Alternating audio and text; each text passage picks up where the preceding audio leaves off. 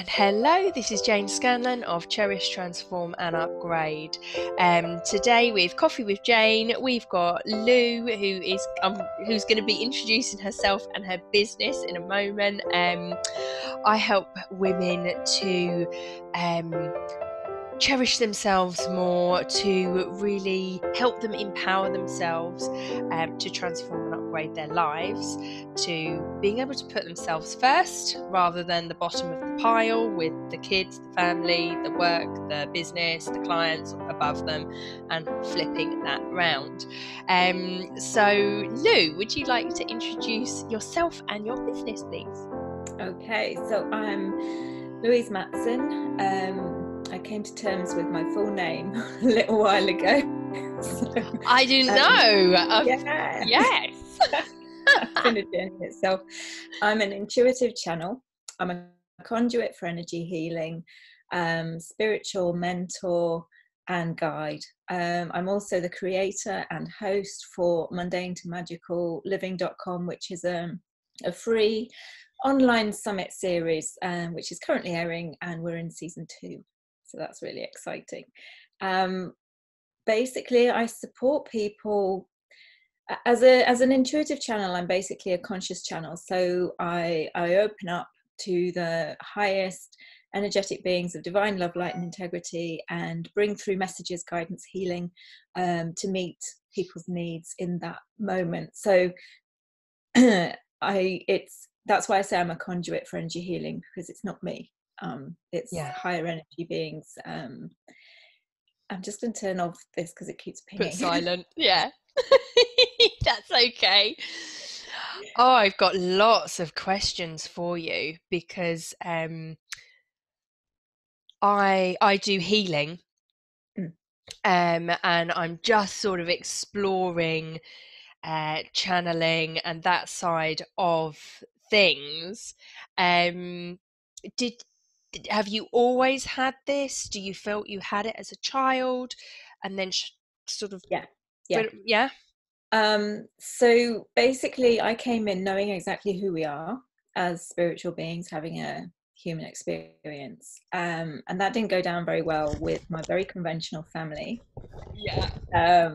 So I basically had to, well, I didn't have to, it was my choice, it was my conscious choice to kind of lock everything in a box, deny all of that aspect of myself, just to fit in, just to be loved, just to to avoid actually being locked up for being mad, mostly.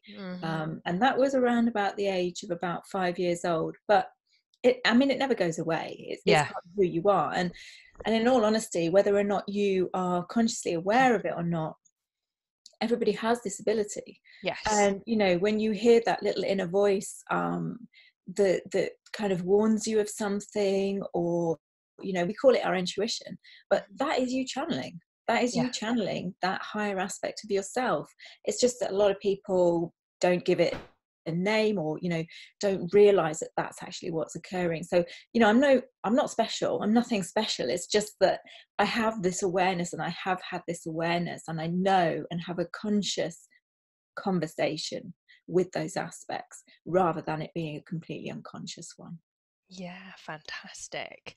And you've clearly got very early memories then of a child, and then making that decision. When do you feel, or when do you know that you decided to get in touch and unlock that box? Well, the universe has nudged me my whole life, and there have been points where I've dipped my toe in and gone down the routes that the universe was guiding me to, had a freak out moment because I just thought, no, this is taking me down a path that means that I'm going to risk being ridiculed or judged, or and I wasn't ready. So most of my life I've had those nudges. I started training in Reiki and things that were becoming slightly more acceptable socially. Crystal healing was a little bit too far out there in 2003, but it felt like the right thing to do, but I didn't tell people about it. And so there was, throughout my life, there's been this play, this dance between me and the universe, kind of allowing myself to kind of unlock the box a little bit more, having a moment where I experienced something amazing but scary to my ego, and shutting the lid on the box again and kind of backtracking a bit. So it wasn't really until I suppose my late 20s, when, like I say, the Reiki and things like that were more socially acceptable, that I could actually start, you know, allowing that aspect to come out a bit more. And my parents wanted some healing. And so it was, you know, then I was kind of allowing that aspect to come through. And then my mum developed Alzheimer's really early, at the age of 65. And my dad was diagnosed with terminal cancer in 2015, I think it was. And it was when my dad died that actually I realized there was nothing actually holding me back or stopping me, because my mum didn't know who I was anymore and my dad wasn't there. So it was that moment where I actually hit dark night of the soul, as we call it, because I realized I don't actually know who I am, because I've been playing all these roles for everybody else, trying to fit in. I didn't know who I was, and the reason to fit in was no longer there. And so it was from that point, really, 2016, that I'd had a massive accelerated spiritual reawakening, and just went, yeah, okay, universe, let's do this. Yes, step into it. Fantastic. As a child, I remember, you know, having, well, back then would have been way out kind of thinking, but to you and me, it's, you know, it's spirit, it's yin yang, it's, you know, whereas I was brought up in Roman Catholic church, and, you know, my parents are pretty easygoing, and my mum was always into, she's a bit of a hippie, she was into alternative therapies and that kind of stuff, but the church we went to was really very old fashioned. They'd even do Latin and stuff like that still. And, you know, my mum said, oh, you'd give the priests a heart attack, Jane, with the things you would say to them as a child. She'd find it hilarious. My dad would be like, God, get that child, you know, tell her to stop. But, you know, it's wonderful for me now being able to bring up my daughter, and she's already healing. She's already, you know, channeling, and because, like you say, we are all born with it. These aren't special gifts. We've all got them. It's just keeping them unlocked, or then learning how to unlock them, because I did the same about 7. Right, got to be normal, got to fit in, because I'm starting to get bullied now, right? And it was really only until I started, you know, taking natural therapies, and I was always kind of interested in it, but about 21 I came out of a very emotionally, physically abusive relationship, and I knew a doctor's surgery was just going to give me antidepressants, and I didn't want to take those. I wanted to heal within. And so I started homeopathy and various other things from there, and spiritual journey continued. So we are both co-authors in a book that is coming out, which is launching the 23rd of November, called Voices of Hope. Now, I already know, you know, just from this, what you've told us this morning, that you've got a lot of stories for people of hope and transformation, and really truly being yourself. Sorry, my puppy is now eating my lamp. Could you please tell everybody about, you know, a hope and transformation story? I know we can't reveal the chapter, but while I go and rescue my lamp and get my puppy. Please continue, Louise. Well, I guess for me, hope is that energy of pure potential. It's like the creation energy before the actual creation takes place. It's the energy that drives us to actually stretch ourselves out of our comfort zone and more into alignment with our heart's calling. So for me, I was always a cup half full person. I was always optimistic. I always lived in hope. And I always knew that it was my choice whether or not I took action in alignment with that and then experienced that transformation, those shifts that you get, or not. But, I also knew that, everything was perfect and in perfect timing. And it's all of those times where I just lived in hope but was too scared to take the action have brought me to where I am now, so that I can actually speak the language of people who have lived through complete disempowerment, because that is my journey from disempowerment to standing in my sovereignty. I'm not there yet, but I'm much, much further on than I was. And so within the chapter, there are many, different kind of just tiny snippets, because you only have a chapter. My goodness, I could probably write a whole book, but there are snippets of those different transformational points, those pivotal moments, those moments where hope became action, and that transformational shift occurred. But yeah, I mean, my whole life has been one of constantly living in the knowing that it didn't have to be this way, and kind of dancing between whether or not I was ready to actually take those steps in alignment with my truth, basically, and in alignment with what I was being guided to do. Yes, because it does take courage, doesn't it, to step out of what's perceived as normal. Yeah. And, I find in this day and age, it is becoming more acceptable, a lot more acceptable, to be outside the box, to be something different. But there is still, the education system testing in one particular format, ticking the boxes for all the people that are in here, but anybody out of that box is kind of classed as unintelligent. And it's the same with, I don't know, fashion and this and that, the things we see on the television. If you watch it still, I kind of don't. I'm sure you probably don't really.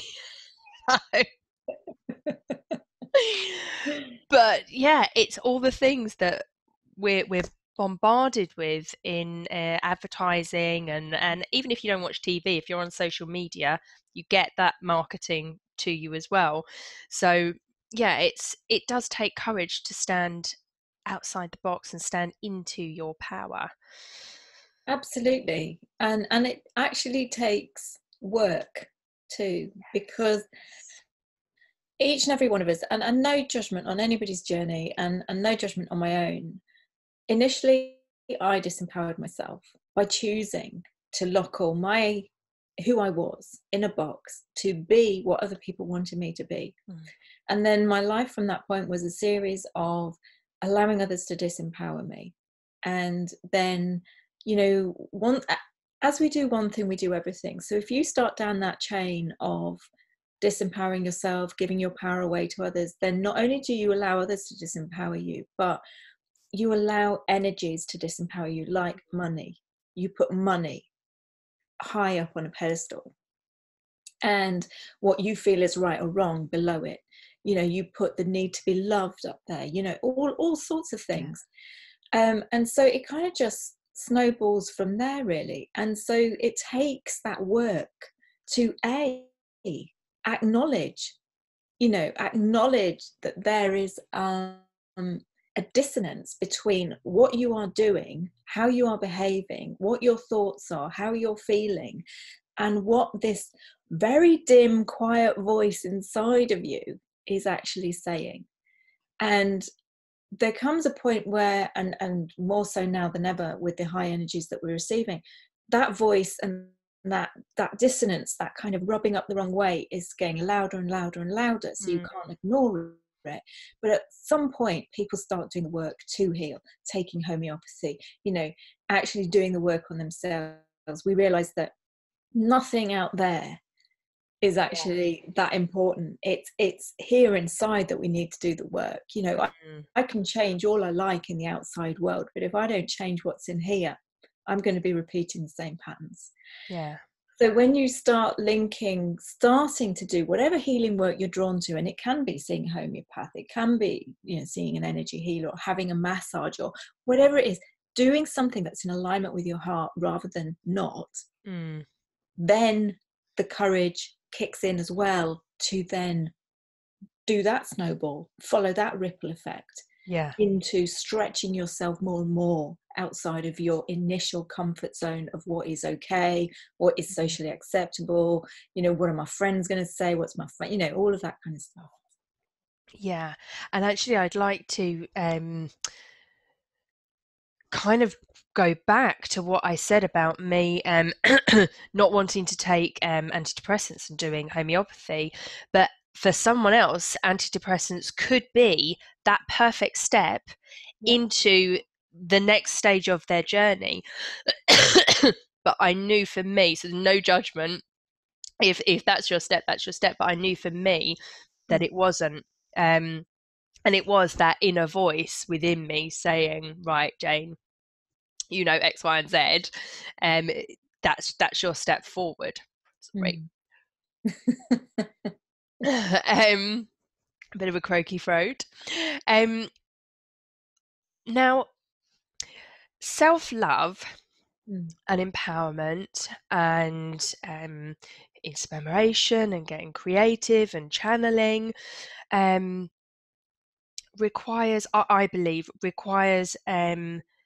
that self-love, self-care routine. I know for myself, if I don't give myself space and the time that I need, like on my own, for self-care, giving back to myself, self-love, if that is reduced, my stress kind of levels can go up a little bit, my creativity goes down quite a lot, and it takes me a while to get back into doing if I'm doing a one-to-one session with someone doing healing, it takes a while for the healing to start flowing through me, for that energy. So with that in mind, does that resonate with you? And what's your kind of self-care, cherishing yourself kind of routine? How does it work for you? So does it resonate? Yes, absolutely. The spirits, Spirit has told me that, we are the center of our own universe. And if we didn't exist in our own universe, no one else would, which is why, that aspect of the hierarchy, putting others above us or below us, anything out of alignment with, equal to, is out of balance, causes a disease. So it's about us, for most people, readdressing that balance, bringing yourself to the same level as you put everybody else. Now, when Spirit told me that you're the center of the universe and, if you didn't exist in it, no one else would, that was a real kick in the butt for me, because I am definitely somebody who previously put everybody else's needs first. If they were okay, great. To my own detriment. I would give until I was so depleted, I was like an empty cup. If I'd have given any more, it would have caused physical harm to myself. Now, what we need to be getting to, and I say need, and that's a very egoic term, but the space we want to aim for is equal give and take. Yeah. So allowing yourself to receive, and what that looks like is individual to everybody. You know, it may be a walk in nature. It may be a long hot bath with some smelling oils and, you know, pampering yourself. It may be a spa day. It may be watching a romantic comedy or a really funny film, so that you're giving to yourself. And like I say, it's different for everybody. I don't have a routine. I do not have a routine because I'm currently living completely in flow. And so I suppose, if you like, my routine is that in every moment I check in with myself. What would bring me joy in this moment? You know, what feels good in this moment, regardless of my deadlines, regardless of my to-do list.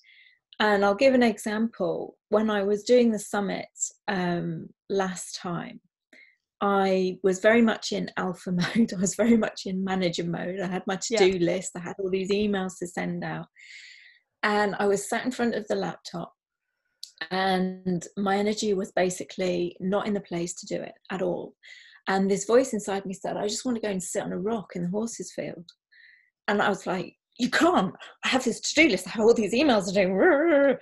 And it was like, no, I really want to go and sit on a rock. And at that point, I made the decision, okay, you know, I mean, I was time limited. I had deadlines, everything. And I just went, okay. And we went and we sat on the field and we sat on the rock. I had the most amazing experience. I felt all this density just flowing out of me. Came back, did more work than I would consider as humanly possible. Yeah. Now, if I had tried to do those emails in the energy that I was, the energy that would have gone through those emails would have been exactly where I was at, resentful, not feeling it, you know, and that's what would have been received from others. Yes. Because I gave of myself, I gave to myself. I didn't know how long that was going to take. It didn't actually take that long. And like I say, time isn't actually linear. No. So, you know, our ego thinks, oh, you haven't got enough time. We've got all the time in the world. Yeah. Time is irrelevant. Yeah, it's completely irrelevant. When you start getting into alignment with your flow and you start acting in alignment, and you know that everything will turn out perfectly, you know, everything will be as it will be, then you get into that state of flow. So the important thing is opening yourself to receive, opening yourself to receive those messages that your body, your soul is telling you is what you need right now, and then taking action in alignment with it. And like I say, it can be 5 minutes with my feet on the floor in the garden, you know, touching with the earth, or it can be something like, ooh. What are you doing? Oh,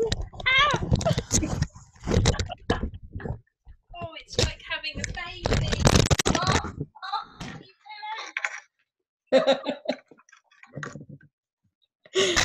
Oh.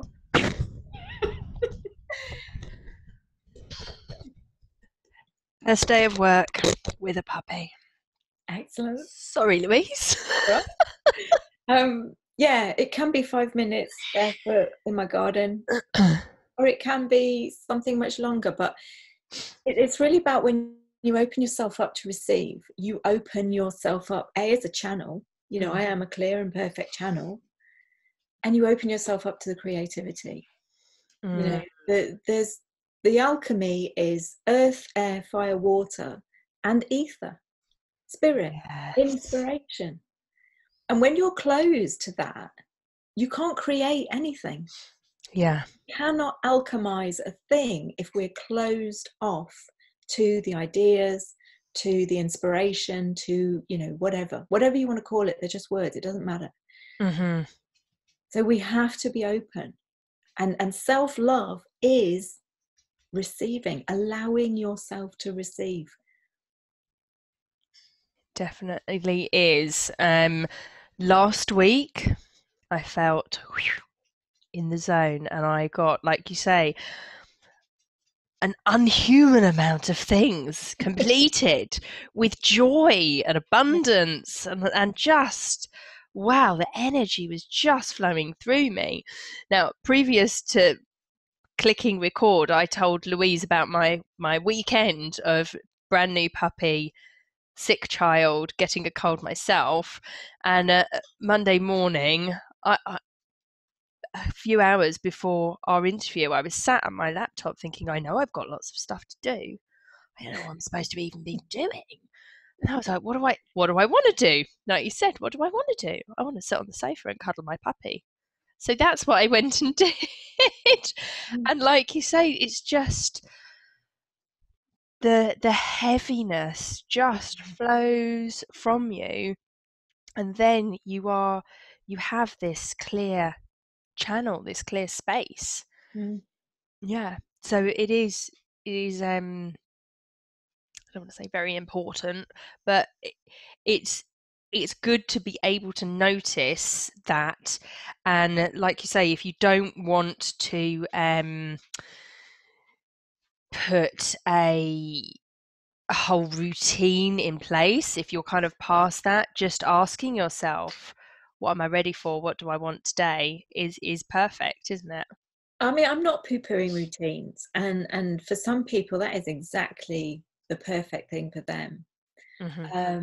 And we all start somewhere, and I have had morning routines. I have had morning routines where I put my feet on the floor and I ground and I do my yoga, and but what I will say is